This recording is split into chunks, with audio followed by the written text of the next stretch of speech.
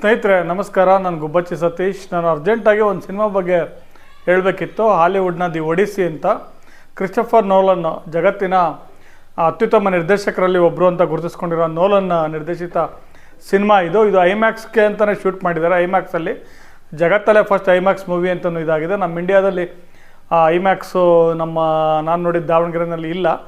ಯಾವ ಥಿಯೇಟ್ರ್ನಲ್ಲಿ ಸಿಗುತ್ತೋ ಅಲ್ಲಿ ನೋಡಿ, ಖಂಡಿತ ಮಿಸ್ ಮಾಡಿಬಿಡಿ.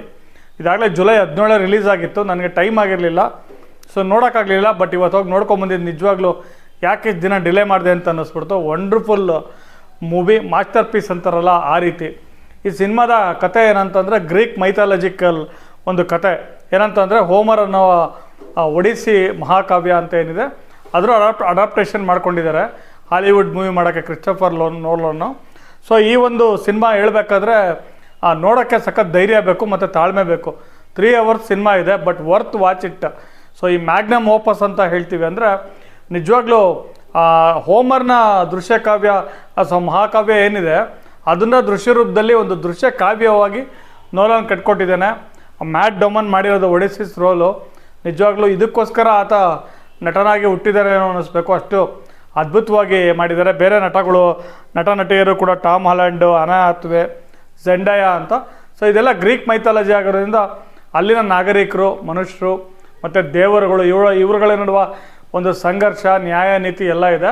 ಸೊ ಯುದ್ಧಕ್ಕೆ ಹೋದಂತಹ ರಾಜ ವಾಪಸ್ ಬರೋದು, ತನ್ನ ರಾಜ್ಯಕ್ಕೆ ವಾಪಸ್ ಬರೋದೇ ಕತೆ. ಅಷ್ಟರಲ್ಲಿ ಏನೆಲ್ಲ ಆಗುತ್ತೆ, ಆತನ ಹೆಂಡತಿ ಮಗನಿಗೇನೆಲ್ಲ ತೊಂದರೆಗಳು ತಾಪತ್ರಯಗಳಾಗುತ್ತೆ ಅನ್ನೋದನ್ನು ಸಿನಿಮಾದಲ್ಲಿ ಭಾಳ ಚೆನ್ನಾಗಿ ನಮ್ಮ ಇಂಡಿಯನ್ ಆಡಿಯನ್ಸ್ಗೆ ಮಾಡಿರೋ ಹಂಗೆ ಸಿನಿಮಾ ಇದೆ. ತುಂಬ ಸ್ಲೋ ಮೋಷನಲ್ಲಿ, ಸ್ಲೋ ನೆರೇಟಿವಲ್ಲಿ, ಸ್ಲೋ ಇಂಗ್ಲೀಷಲ್ಲಿ ಕೂಡ. ನಿಮ್ಗೆ ಅಷ್ಟು ಇಂಗ್ಲೀಷ್ ಬರ್ದಲ್ಲೇ ಇದ್ದರೂ ಒಂದು ಏನು ಇಂಗ್ಲೀಷ್ ಸಬ್ಟೈಟಲ್ ತೋರಿಸ್ತಾರೆ ಅದ್ರ ಮೂಲಕ ನೀವು ಅರ್ಥ ಮಾಡ್ಕೋಬೋದು. ಒಂದು ಒಳ್ಳೆ ಸಿನಿಮಾ ಇದು, ಖಂಡಿತ ಮಿಸ್ ಮಾಡಿಬಿಡಿ. ನೀವು ಸಾಹಿತ್ಯ ಸಿನಿಮಾದ ಏನಾದರೂ ವಿದ್ಯಾರ್ಥಿ ಆಗಿದ್ರಿ ಅಂತಂದರೆ ಖಂಡಿತ ಮಿಸ್ ಮಾಡಬೇಡಿ. ಈ ಒಂದು ಸಿನಿಮಾದಲ್ಲಿ ಒಂದು ಒಳ್ಳೆ ಮೆಸೇಜ್ ಇದೆ. ಏನಂತಂದರೆ ಒಂದು ಫ್ಯಾಮಿಲಿ ಬಾಂಡಿಂಗು, ಇನ್ನೊಂದು ಫಾಸ್ಟೆಸ್ಟು ಸ್ಟ್ರಾಂಗೆಸ್ಟು.